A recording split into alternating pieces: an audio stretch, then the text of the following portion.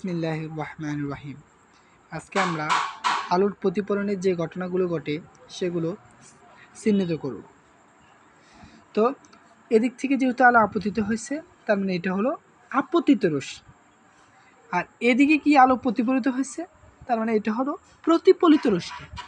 আর এটা হচ্ছে বিবর্তন, অর্থাৎ এখানে আলো আপতিত হবে। আর এটা যেহেতু আমরা একটু অবিলম্ব কল্পনা করে নিয়েছি, তার মানে এটা হচ্ছে আপতন কোণ আর এটা হচ্ছে প্রতিফলন কোণ। আপতন কোণ থিতায়, প্রতিফলন কোণ থিতা আর। একটা কথা সবসময় মাথায় রাখতে হবে, থিতা আই ইজ ইকুয়াল টু থিতা আর, অর্থাৎ আপতন কোণ সমান প্রতিফলন কোণ।